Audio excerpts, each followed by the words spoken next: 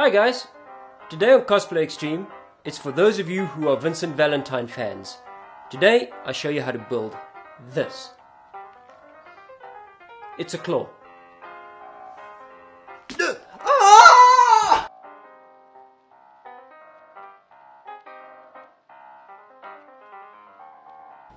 What we're going to need for the build is your glue gun, an X-Acto knife and a utility knife to cut things with, pair of scissors also to cut, ballpoint pen and a pencil, a ruler and a measuring tape, a good cutting surface, pair of gloves, and cardboard to do templates with.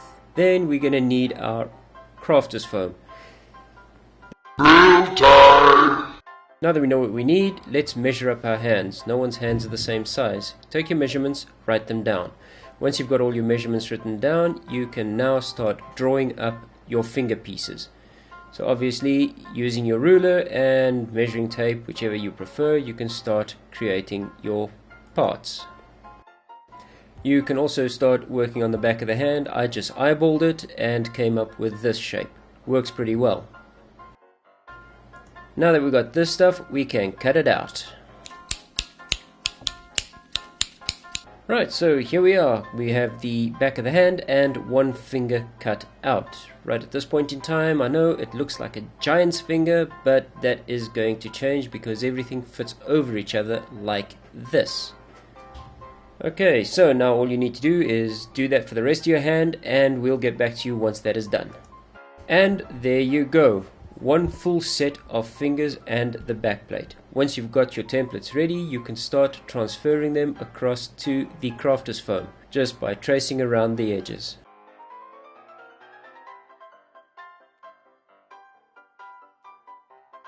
And there you go. This is what it looks like. Try to find the best places to put your stuff so you can save foam. Also, I like to cut the stuff out with a craft knife or an X-Acto knife. Gives a nice clean line.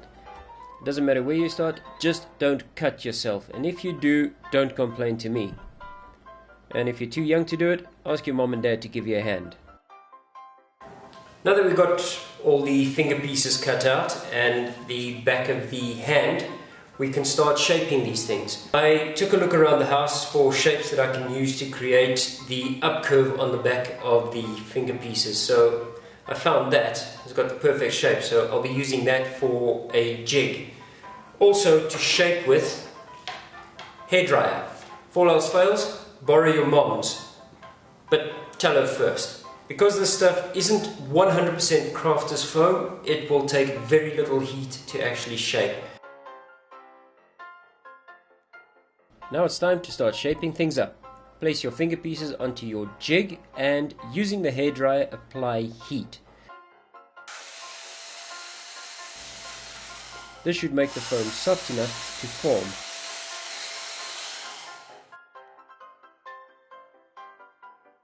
Now just cut off the excess and you should end up with something that looks like this. Now that we've shaped all our finger pieces, we can now start prepping them for paint. So what I'm going to do is I am going to coat these with wood glue and water. It's not really necessary, but I like to do it because it seals the surface of this foam. Side note, all the pieces that you're looking at have a rounded ridge along the back. Now the way we do that is with hot glue. The trick here is to move as evenly as possible. This is going to take a bit, so I'll come back once it's done. And there you go. This is what it looks like once you have run your hot glue along all the edges. It gives a nice rounded shape, so when this lot gets sprayed, it'll actually look like beaten copper. We've done exactly the same thing with the back plate. Only difference is we ran hot glue along the top and then once around the edge. This gives it a nice thick rim. What I've done now is I've sellotaped all of these to a piece of cardboard, just creating a sellotape loop. The reason I do this is so that I can spray these without them blowing all over the place. So let me get down to spraying these and I'll show you once I'm done. It's day 2 of the build and the pieces have dried, nice and golden. From now on it's gluing these onto the glove. So coming closer, let's stick these suckers down.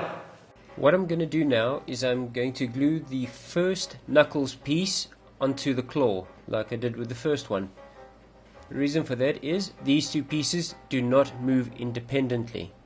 For the next part, it's time to break out the leather glove. You can use wool if you want. I opted for leather because that is what Vincent Valentine has.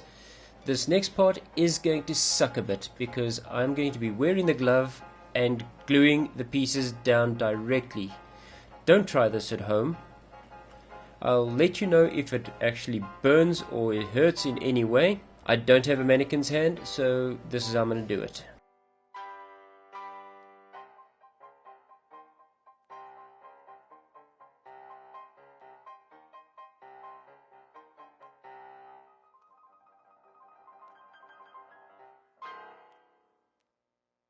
I did promise to tell you if it burns through the glove. Actually it doesn't. I will add that this glove has some padding. Now it's time to put the back plate on. Something that I forgot to mention a little earlier is just take a piece of sandpaper if you've got smooth leather and just rough it up a bit. And get that hot glue spread out.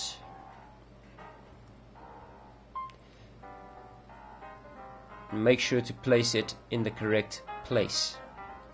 Stick that sucker down, hold it down a bit for the glue to set. Now it is the last bit, and that bit is to fit the claws. Remember to keep your claws in the right order, because the last thing you want is for your middle finger claw to be shorter than your ring finger claw. It just looks odd.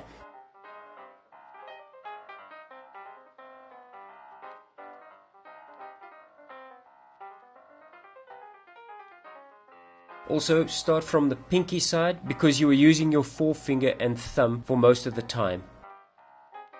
The glove section is finished.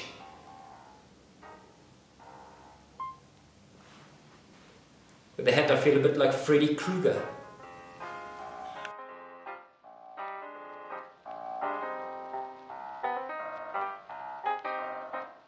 You guys are probably wondering about this piece. Well, if you drop around sometime during the week, I'll show you exactly how I put this together.